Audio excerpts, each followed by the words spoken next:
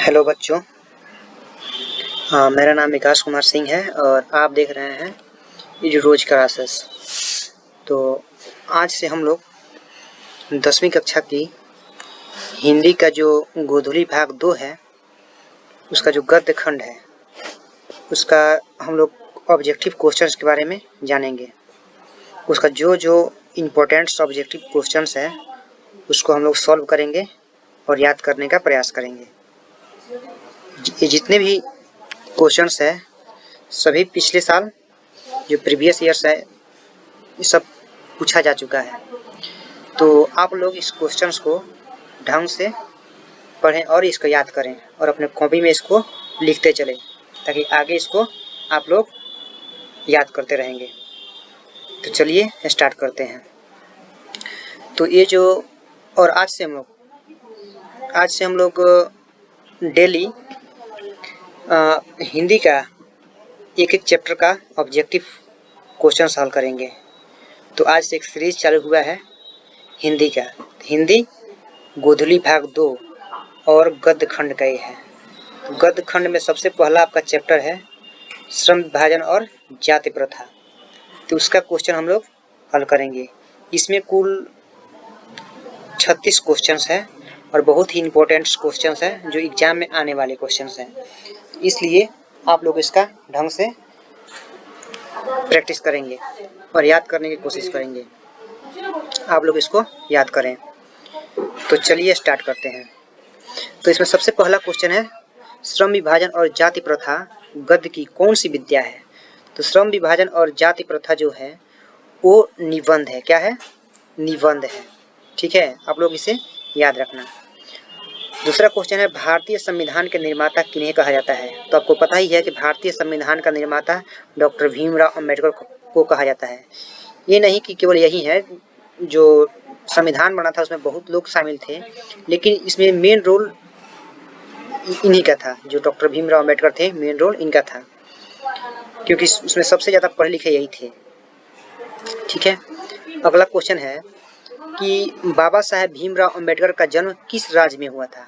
तो बाबा साहब भीमराव अंबेडकर का जन्म मध्य प्रदेश में हुआ था। मध्य प्रदेश का जो महू नाम का जो जगह है वहाँ पे हुआ था। कहाँ पे हुआ था? मध्य प्रदेश में हुआ था। ठीक है, उसके बाद से जो अगला क्वेश्चन है बाबा साहेब भीमराव अंबेडकर का जन्म किस ईस्वी में हुआ था। तो बाबा साहब भीमराव अंबेडकर का जन्म 1891 ईस्वी में हुआ था। कब हुआ था? 1891 ईस्वी में हुआ था। तो आप लोग ढंग से इसे याद करते चलेंगे। ठीक है, अगला क्वेश्चन देखते हैं। भारत में बेरोजगारी का मुख्य कारण क्या है। तो भारत में बेरोजगारी का जो मुख्य कारण है वो है जाति प्रथा। क्या है?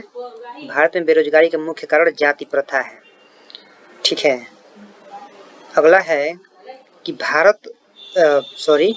समाज और राजनीति में बेहद सक्रिय भूमिका निभाते हुए अंबेडकर ने किनको मानवीय एवं अधिकार दिलाने के लिए अनेक प्रयास किए हैं। तो जो अछूत लोग थे उनको अधिकार दिलाने के लिए बहुत ज़्यादा प्रयास किए थे जो भीमराव अंबेडकर थे। ठीक है, तो चलिए अब आगे क्वेश्चन देखते हैं। उसके बाद से अगला है कि संविधान निर्माता अंबेडकर के अनुसार आदर्श समाज किस पर आधारित होना चाहिए। तो संविधान निर्माता अंबेडकर के अनुसार जो आदर्श समाज है वो स्वतंत्रता पर भी निर्भर होना चाहिए, समता पर भी निर्भर होना चाहिए और भ्रातृत्व पर भी निर्भर होना चाहिए। इसमें हम लोग का क्वेश्चन हो जाएगा या आंसर हो जाएगा, जो ऑप्शन होगा वो डी यानी उपयुक्त सभी। ठीक है, अगला क्वेश्चन हम लोग हल करेंगे। अगला है भीमराव अंबेडकर किस विडंबना की बात करते हैं। तो जो भीमराव अंबेडकर जो है वो यही कहते हैं कि इस युग में भी जातिवाद के पोषकों की कमी नहीं है। तो ऑप्शन नंबर जो आपका ये है यही होगा आपका आंसर। ठीक है, आप लोग अगर कमेंट करके बताएंगे तो मैं इसका जो PDF है वो भी अपलोड कर दूंगा और आप लोग कमेंट में इसका आंसर बताते रहें। ठीक है, मैं आप लोगों का कमेंट जरूर देखूंगा। तो अगला क्वेश्चन है आधुनिक सभ्य समाज श्रम विभाजन को आवश्यक क्यों मानता है। ठीक है, तो इसका आंसर हो जाएगा ये क्योंकि कार्य कुशलता के लिए मानता है। क्यों मानता है? कार्य कुशलता के लिए। ठीक है, अगला क्वेश्चन है श्रम विभाजन और जाति प्रथा पाठ बाबा साहेब के किस भाषण का संपादित अंश है? तो उनका एक भाषण था इनहिलेशन ऑफ कॉस्ट, उसी का ये कुछ पार्ट है जो हम लोग का जो चैप्टर है या उनका एक भाषण था इनहिलेशन ऑफ कॉस्ट, उसी का एक पार्ट है या। ठीक है, तो अगला क्वेश्चन देखेंगे हम लोग, भीमराव अंबेडकर के मुख्यतः प्रेरक व्यक्ति कौन रहे हैं? तो देखिए इसमें बुद्ध हैं, कबीर है, ज्योतिबा फुले हैं। तो उनके जो प्रेरक व्यक्ति इसमें से तीनों रहे हैं। भगवान गौतम बुद्ध भी थे इनके प्रेरक व्यक्ति, कबीर दास भी थे, ज्योतिबा फुले भी थे। तो हम लोग इसका ऑप्शन मारेंगे उपयुक्त सभी। ठीक है, अगला क्वेश्चन हम देखेंगे, भीमराव अंबेडकर के अनुसार भाईचारे का वास्तविक रूप क्या है? यानी वास्तविक रूप है, इसमें बताना है कि आपको कौन है। तो भीमराव अंबेडकर के अनुसार जो भाईचारे का वास्तविक रूप होता है उसका मतलब होता है यहाँ पे दूध पानी के मिश्रण की तरह, मतलब जाति को नहीं देखा जाए। दूध पानी, जैसे दूध और पानी एक में मिल जाता है तो पता नहीं चल पाता है कि इसमें दूध कौन है और पानी कौन है, वैसे ही भाईचारे का भी होना चाहिए ताकि पता ना चले इसमें धर्म कौन किस धर्म का है या कौन किस जाति का है। तो सबसे अच्छी बात है यह। उसके बाद से अगला हम देखेंगे, लेखक भारत में बेरोजगारी का प्रमुख व प्रत्यक्ष कारण किसे मानते हैं? तो जैसे कि आपको पता है कि लेखक जो हैं भारत में बेरोजगारी का प्रमुख और प्रत्यक्ष कारण जो है वो यही कहते हैं कि जाति प्रथा है। क्या है? जाति प्रथा। ठीक है, अगर जाति प्रथा नहीं रहेगा, अगर नहीं रहता तो आज बेरोजगारी उतना नहीं होती। ठीक है, अगला क्वेश्चन देखेंगे, जाति प्रथा को श्रम विभाजन मान लिया जाए तो यह स्वाभाविक विभाजन नहीं है क्योंकि यह मनुष्य की रुचि पर आधारित नहीं है। यह कथन किस पाठ का है? तो जैसे कि आपको पता है कि यह कथन फर्स्ट जो चैप्टर है आपका श्रम विभाजन और जाति प्रथा, इसी पाठ का है। ठीक है, अगला क्वेश्चन है कि जाति प्रथा पेशे का दोषपूर्ण निर्धारण ही नहीं करती बल्कि मनुष्य को जीवन भर के लिए एक पेशे में भी बांध देती है। प्रस्तुत गद्यांश के रचनाकार कौन है? तो इस गद्यांश के जो रचनाकार हैं यही हैं भीमराव अंबेडकर। यहाँ पे कुछ थोड़ा सा गलत हो गया है, इसका जो अंबेडकर लिखा गया है लेकिन अंबेडकर होना चाहिए, तो इसके लिए सॉरी आप लोग को। ठीक है, अगला क्वेश्चन है, यह विडंबना की बात है कि इस युग में भी जातिवाद के पोषकों की कमी नहीं है। यह कथन किस पाठ का है? जैसा कि आपको पता है कि ये जो कथन ये भी जाति प्रथा और श्रम विभाजन और जाति प्रथा पाठ का ही है। ठीक है, अगला क्वेश्चन देखते हैं हम।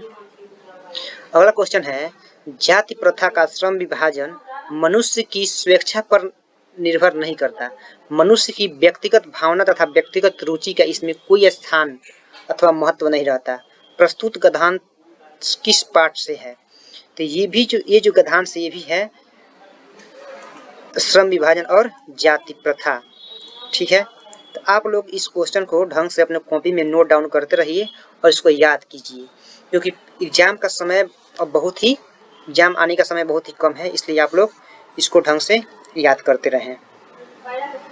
अगला क्वेश्चन है, श्रम विभाजन और जाति प्रथा के लेखक कौन है? तो जैसे कि आपको पता है श्रम विभाजन और जाति प्रथा का जो लेखक है वो भीमराव अंबेडकर ही है। इसको आपको टिक करना है। ठीक है, अगला क्वेश्चन है कि आधुनिक सभ्य समाज श्रम विभाजन को आवश्यक क्यों मानता है? तो जो आधुनिक सभ्य समाज है श्रम विभाजन कार्य कुशलता के लिए मानता है। किसके लिए मानता है? कार्य कुशलता के लिए। तो आपको इसको टिक करना है। ठीक है, अगला इसमें क्वेश्चन है कि मूक नायक क्या है? जो मूक नायक है ये क्या था? एक पत्रिका है। ठीक है, मूक नायक क्या है? एक मूक नायक एक पत्रिका है। ठीक है, अगला है संचारित का शब्दार्थ क्या है? संचारित मतलब होता है संचरण करना, यानी एक जगह से दूसरे जगह जाना, यानी प्रवाहित करना। ठीक है, तो संचारित शब्द का यही मतलब होता है प्रवाहित। ठीक है, संचारित शब्द का मतलब क्या होता है? प्रवाहित। अगला क्वेश्चन है विडंबना का अर्थ क्या है।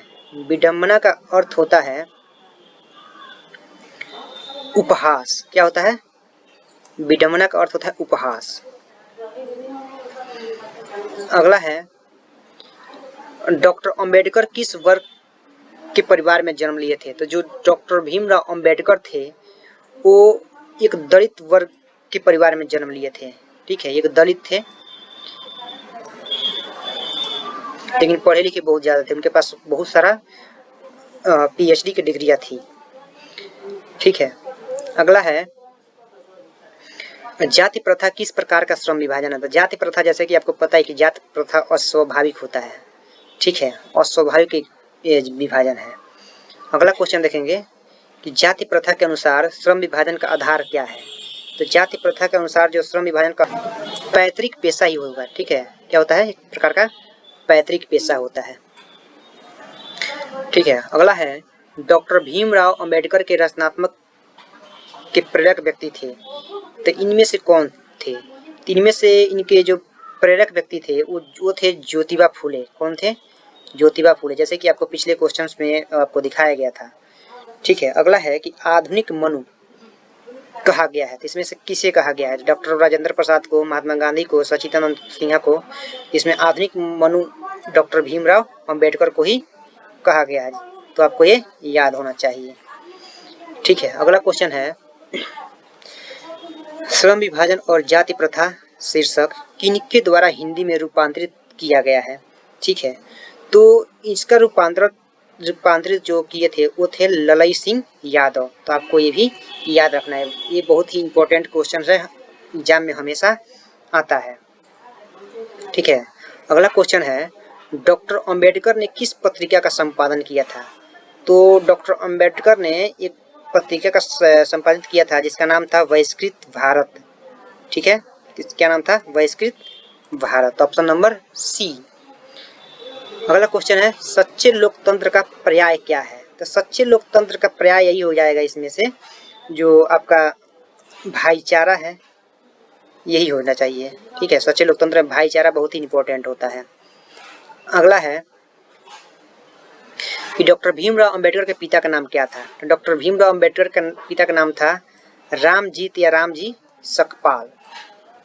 ठीक है, तो ये आपको याद रखना है। अगला है कि डॉक्टर भीमराव अंबेडकर के माता का नाम क्या था। तो डॉक्टर भीमराव अंबेडकर की माता का नाम था भीमा बाई। तो आपको याद रखना है। ठीक है, अगला है डॉक्टर अंबेडकर ने पीएचडी की उपाधि कब प्राप्त की थी। ठीक है, डॉक्टर अंबेडकर ने पीएचडी की उपाधि कब प्राप्त की थी। तो 1961 ईस्वी में प्राप्त की थी। कब प्राप्त की थी? 1961 ईस्वी में प्राप्त की थी। तो आपको याद रखना है। आर्थिक पहलू से भी जाति प्रथा क्या है? तो हानिकारक है। क्या है? हानिकारक है। तो आपको याद रखना है, क्योंकि जाति प्रथा कभी भी लाभदायक नहीं हो सकता है, हानिकारक ही हो सकता है। अगला क्वेश्चन है कि जातिवाद के पोषकों द्वारा श्रम विभाजन किसका दूसरा रूप माना जाता है। तो इसमें जातिवाद के जो पोषक है ये जाति प्रथा का ही दूसरा रूप माना जाता है। किसका माना जाता है? जाति प्रथा का दूसरा रूप माना जाता है। ठीक है, अगला क्वेश्चन है भारत की जाति प्रथा की विशेषता क्या है। तो भारत की जाति प्रथा की विशेषता यही है कि यह श्रमिकों का अस्वाभाविक विभाजन करता है। ठीक है, तो आप लोग को इसको याद रखना है। तो आप लोग ये जितना क्वेश्चंस है सबको आपको कॉपी में नोट डाउन करना है और इसको ढंग से याद करना है, क्योंकि ये जितने भी क्वेश्चंस है सब बहुत ही इंपॉर्टेंट क्वेश्चन है। अगर आप लोग इसे अच्छा से याद करेंगे तो आपको इस चैप्टर से कहीं से भी क्वेश्चन दिया जाएगा तो आप बना सकते हैं। और ये जितना भी क्वेश्चंस आपको बताया गया है सब इम्पोर्टेंट क्वेश्चंस है और प्रीवियस ईयर्स में आए हुए सब क्वेश्चंस हैं, इसलिए आप लोग इसे याद रखें और टाइम से आपको ये वीडियो मिले इसके लिए आप लोग इस चैनल को सब्सक्राइब भी कर लें, आपके लिए अच्छा रहेगा। और चाहे तो अपने दोस्तों को भी शेयर कर दें ताकि आपके साथ साथ उनका भी भला हो जाए। धन्यवाद।